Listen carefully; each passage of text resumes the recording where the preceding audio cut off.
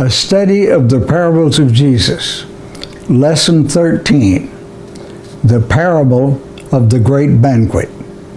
That's Luke 14, 15 through 24. I'll give you a moment to find that in your NIV New Testament.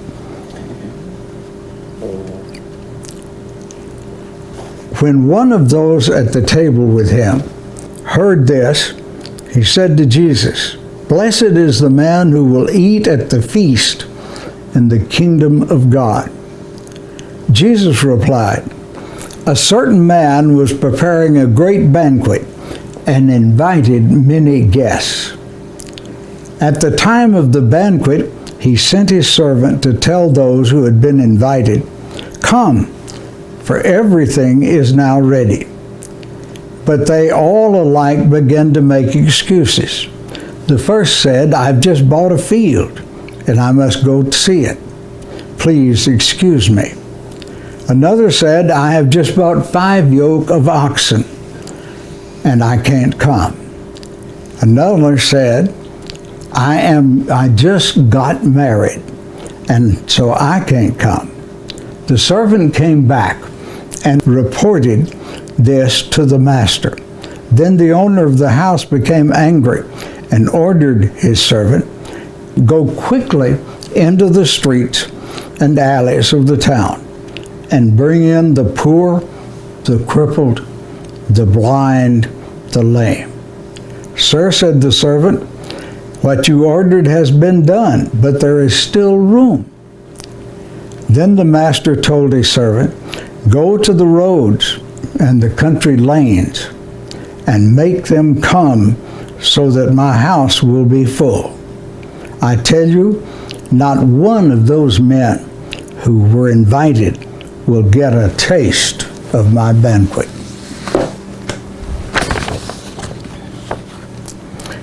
The background of this parable might be a little strange to us, but as we'll see, not as strange as you might think. The Palestinian upper classes in the first century used banquets to achieve their social, economic, and political purposes.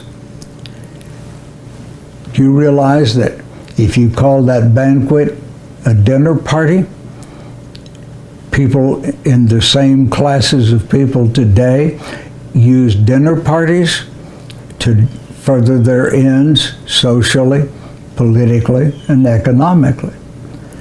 You may have attended some just like that.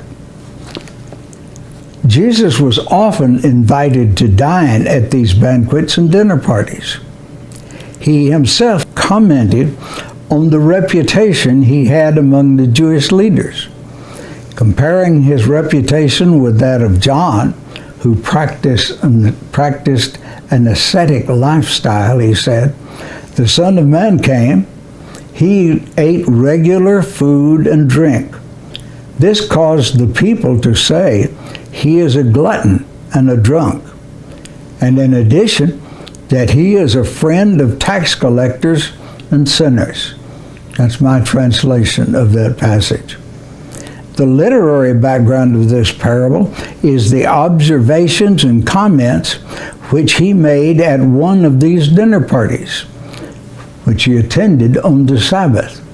Now, that's no violation of the Sabbath law, because after you have attended on Friday night Sabbath meeting, then the rest of the day, just so long as you didn't travel too far to get there, that you didn't do work to produce the banquet, you could have all the number of banquets you wanted.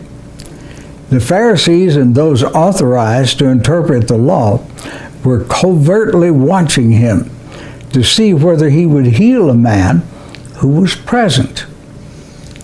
Jesus took the initiative and challenged them by saying, "Is it lawful to heal on the Sabbath or not?" Later in the banquet, he noticed how the guests had chosen the choice seats at the tables and chided them for it. Continuing on from there, and that's the reason this parable seems to start in the middle of a scene, because it is in the middle of a scene. A whole lot has gone on before Jesus speaks this parable. He told them that they should not invite only their peers who could return the favor, but should also invite the poor, the crippled, the lame, and the blind. The kinds of people that the Pharisees could not stand to have in their homes and socialize with. One of his fellow guests called out, "God will bless the person who eats at the feast of the kingdom, the rule of God." Now, this was a standard thing. It means that the idea of a banquet being symbolic of the Messianic kingdom was standard practice among the Jewish teachers, especially in the so-called intertestamental period. Now let's look at the meaning of this parable as a whole. The main theme of the parable is God's taking the kingdom, the rule, away from the Jews, who confidently expected it to be theirs, and giving it to the Gentiles. A secondary theme is the superficiality of the reasons given for refusing the host's invitation. While they would suffice to excuse a person from attending a regular social, ordinary invitation, they're completely inadequate to reject something as important as an invitation to participate in the kingdom of God. And that's the thing we need to realize as we apply this parable to ourselves. What would be socially acceptable is not a reason for not serving the kingdom of God. Seek the kingdom of God first, Jesus says in the Sermon on the Mount, and these other things will fall in line naturally. Let's look at the individual elements of this parable and see their meaning. The host is God, who invites first the Jews to enter his kingdom, his rule, then subsequent to their rejection of the invitation, invites the Gentiles. The notification that an important banquet was to be on their calendar is the teaching about the coming kingdom, rule of God, historically given from Deuteronomy through all the prophets. They should have recognized the appearance of the kingdom of God in the person of Jesus, and they had not. The invitation was given, Jesus gave it. In fact, he started preaching that the kingdom of God was here. That was the message, the content of the message. And they rejected it for their own private reasons. As mentioned above, their reasons for refusing the invitation were sufficient for ordinary social invitations, but were ludicrously inadequate for refusing an invitation to participate in the kingdom, the rule of God. The anger of the host is the response of God to the inexcusable rejection of the kingdom by his covenant people. The poor, the disfigured, the blind, the disabled, who are invited to take the place of these originally invited, are the Gentiles. Their description in these terms represent the way the Jews, especially the Jewish leaders, perceived them.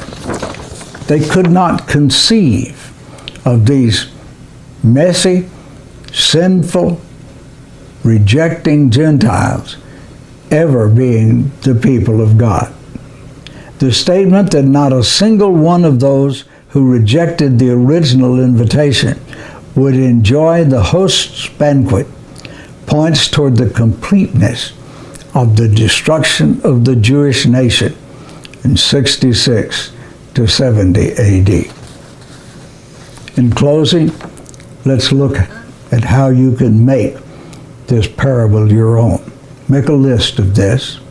Which are the reasons for refusing the invitation would you use in declining an ordinary social invitation? I want you to do that so that you get in the mindset of this parable. Have you ever really stopped and considered yourself a grafted-in Gentile believer? You know, the church is so overwhelmingly Gentile that we sometimes forget I don't mean this literally, but we're second-class citizens. We're not really, because Paul's emphasis is that Jew and Gentile are equal in the kingdom. But maybe Johnny-come-lately would be the phrase to use. And we need to be aware of that. That will improve our relationship with Jewish believers, which could stand a lot of improvement. Do you feel any special obligation toward non-believing Jews today? We ought to. That was one of Paul's basic teachings about the relationship between Jews and Gentiles, is that Gentile believers ought to make a special effort. Paul did. He went to the Jews first every time. Now we look at that and most of us just say, well, that was back then, but now no, it hasn't changed. They're still unbelieving Jews. And that means we ought to act in special ways, have special missions, special friendships to share the gospel with unbelieving Jews. And then finally, what obligations do you feel toward Jewish believers today? Do you ever look up a Jewish believer? Do you ever make friends with a Jewish believer? Do you even know any Jewish believers? When you remember the parable of the great banquet, remember the Jews were invited first. Thank you.